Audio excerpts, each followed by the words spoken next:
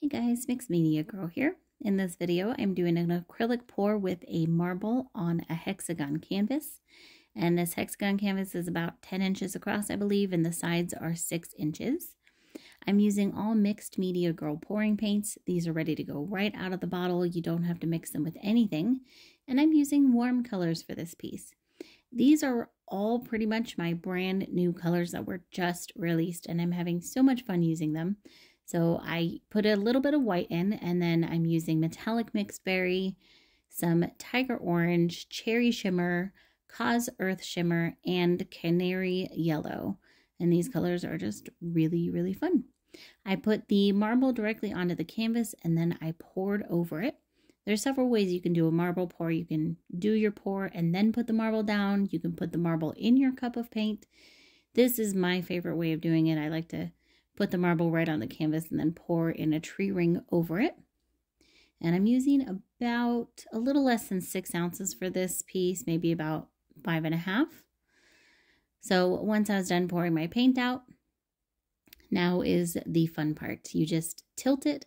I typically will kind of try to tilt towards the corners to start with to get the canvas mostly covered before I'm really moving the marble around. The marble will seem a little difficult to move at first, but then it'll start to get going once your paint gets a little bit thinner.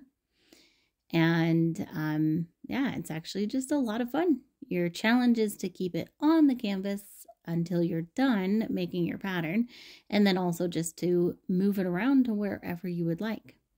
So one of the things I love about the marble pour is you can really control your design. You can pull colors from one end of the canvas to another. Like if one end maybe seems a little too dark to you, you can pull that color across or pull some light color into it. If there's too much yellow on one side, you can pull that off to another side, and so on. Once you are done with your pattern, you can run the marble off your canvas or move the marble off, and then just tilt until you're happy with your design.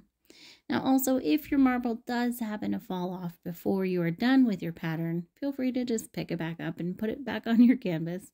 You don't have to stop just because your marble falls off. I lose my marbles often, and I just get them again.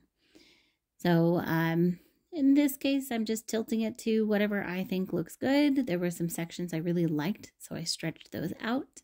And here's how it looks completely dry. I love this part with the yellow, which is kind of funny because I'm not a yellow person really. But I think this piece is really fun. The lines are great. The colors are great. And I hope you guys enjoyed this. I'll see you all next time.